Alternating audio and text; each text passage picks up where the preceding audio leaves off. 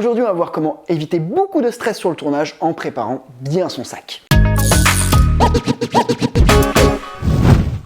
Salut à tous, salut à toi. Je sais pas si t'es déjà arrivé sur un tournage d'oublier quelque chose, mais c'est super galère et quand tu t'en rends compte, toute ta journée est un peu foirée, en plus tu commences dans le stress, enfin bref. Il est vital d'avoir un sac de tournage qui soit parfait et que tu n'aies rien oublié. Alors il y a plusieurs types d'oubli, il y a l'oubli vital et il y a l'oubli un petit peu chiant où voilà, si tu l'avais, ça t'aurait facilité la tâche. Donc on va voir comment bien préparer son sac. C'est quelque chose qu'il ne faut pas vraiment sous-estimer, un sac de tournage. Il faut absolument tout checker. Mais globalement, si tu as la bonne méthode qu'on va voir, ça peut aller assez vite, quoi. En 10-15 minutes maximum, c'est fait. L'idée, ça va être de procéder vraiment par pôle. Donc tout d'abord, ta caméra, évidemment, que ce soit une vraie cam, un boîtier DSLR ou quoi que ce soit, tu t'arranges pour qu'elle ait tous les accessoires, donc les batteries et les cartes. Les cartes, il faut que tu sois sûr que ces cartes-là, tu peux les formater. Tes batteries, si possible, tu les charges. Alors attention, si tu charges tes batteries, souvent les batteries, tu peux les mettre à charger la veille alors que ton sac est prêt la veille et repartir le lendemain si tu pars super tôt et oublier les batteries. Alors ça, fais attention, prends en compte que si tu les mets à charger toute la nuit, le lendemain matin, tu dois absolument les mettre. Je crois que ça m'est arrivé une fois et ça va, c'était pas très loin de chez moi, je me suis fait envoyer un Uber, mais bref, parfois sur un tournage, tu vas devoir partir à 5h du matin de chez toi, un petit peu la tête dans le cul. Donc du coup, n'oublie absolument pas les batteries que tu as mis à charger la veille. Normalement, ta caméra, tu vas la connaître, tu sais à peu près combien te dure une batterie, tu as anticipé un petit peu ce dont tu auras besoin sur le tournage, donc tu t'arranges pour anticiper ça et te dire ok, est-ce que je vais avoir suffisamment de batterie? Moi, ce que je fais, c'est qu'en plus des batteries, je prends aussi une alim secteur parce que j'ai souvent des 4 fixes, donc du coup ça m'évite de changer tout le temps la batterie et je mets sur alim secteur. Pour les cartes, pareil, tu essayes d'anticiper, si tu finis une conférence qui dure toute la journée, tu t'arranges pour avoir suffisamment de cartes pour ça, ou alors tu prévois que tu auras bien un temps pour faire des backups, voire des doubles backups. On reviendra sur les backups juste après. Du coup là, tu as ta cam, tu as tes cartes, t'as tes batteries, maintenant on va passer à tes optiques. Donc pareil, là tu prends les optiques dont tu as besoin, tu les ranges proprement. Moi ce que je fais, c'est que j'évite de laisser optique et cam dessus, je préfère les séparer parce que voilà, si ton sac se prend un coup et que le boîtier est là, l'optique est là,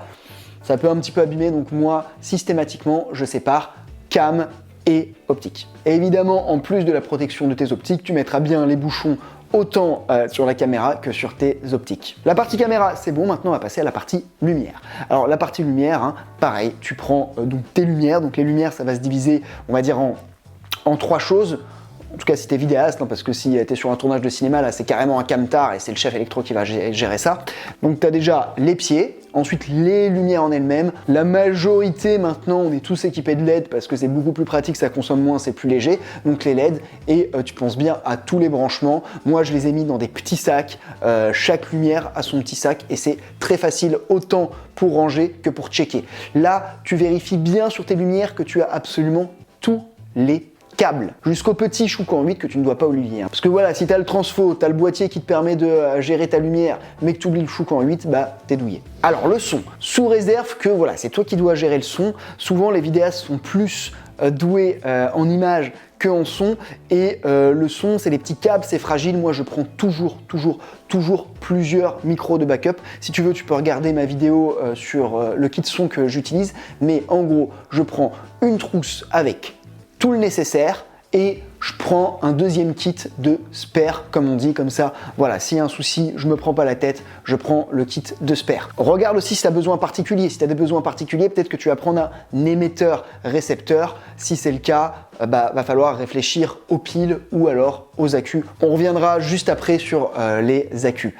Tu peux aussi avoir besoin éventuellement d'un zoom H6 ou d'un enregistreur externe. Moi là demain j'ai une presta où on va devoir rechoper, c'est une captation de conférence, on va devoir rechoper le son de l'ingé son qui s'occupe de la diffusion. Donc du coup on va lui donner un zoom H6 et donc là tu prends le zoom H6, tu t'arranges pour être sûr que tu as bien les systèmes de branchement. Donc soit tu le brancheras sur secteur, soit en pile ou accu. Autre élément super important, les supports caméra. Donc ça va être soit un trépied, soit un stabilisateur, soit autre chose si tu as une config particulière, mais bon, c'est souvent les deux cas, et parfois tu as les deux, hein, tu as trépied et stabilisateur. Un trépied, normalement, tu dois desserrer toutes les résistances, hein.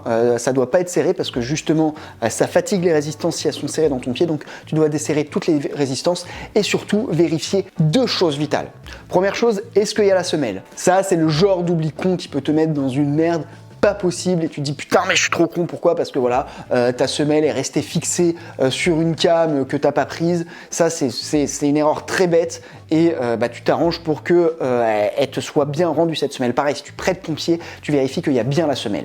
Deuxième chose, c'est la vis, parce que parfois tu peux avoir la semelle mais pas la vis ou pas la bonne vis. Il y a deux types de pas de vis et tu dois t'arranger pour avoir la bonne vis, hein, parce que si tu as une vis qui est beaucoup trop large pour ton appareil ou au contraire qui est trop petite, et ben là tu te retrouves douillé. Ensuite, on revient à tout ce qui est batterie. Alors les batteries, non seulement on a vu il y a les batteries cam, tu vas devoir les charger, mais tu vas peut-être avoir d'autres choses à charger. Peut-être que tu vas avoir des batteries Veloc à charger, peut-être que tu vas avoir des accus justement à charger. D'ailleurs, petite parenthèse, moi depuis que j'ai acheté des accus Eneloop, c'est waouh, j'économise de l'argent en pile, mais un truc de fou, et en plus c'est meilleur pour l'environnement, donc je t'invite à investir là-dessus si tu utilises souvent des piles. Mais bref, va falloir que tu te crées donc tout ton spot de chargement, mais aussi que dans la confection de ton sac, tu réfléchisses à la place parce que tu vas les faire charger donc la veille et le lendemain matin, tu vas les remettre dans ton sac. Sauf que si ton sac est déjà bouché, là tu vas être un petit peu douillé. Justement, pour ce qui est du rangement de sac, va falloir que tu mettes en avant deux choses. Déjà, un, la sécurité de ton matériel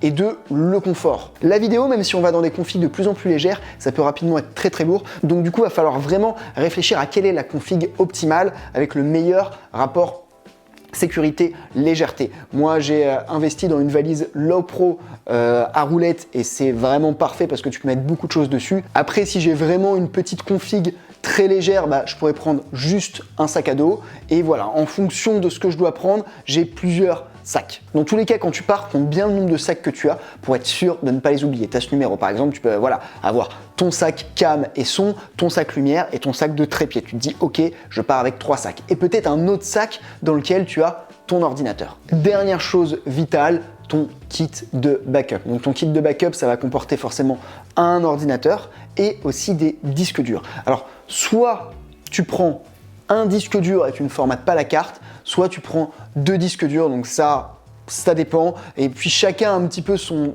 rapport au risque, hein. Il y a des personnes, ils vont juste backuper une fois, formater la carte, ok, chacun voit son rapport au risque. Moi je m'arrange pour que les rushs ne soient jamais à un seul endroit, ou alors c'est seulement sur la carte. Mais dès que c'est sur un disque dur, c'est soit en plus sur un autre disque dur, soit encore sur la carte, parce que tout simplement un accident est vite arrivé. Donc vraiment anticipe cette question, hein, ok, je vais filmer à peu près combien de gigas, est-ce que j'ai la place de filmer déjà, mais aussi de stocker. Enfin, dernier élément qui n'est pas le plus important mais qui est utile, ça va être tous les petits à côté.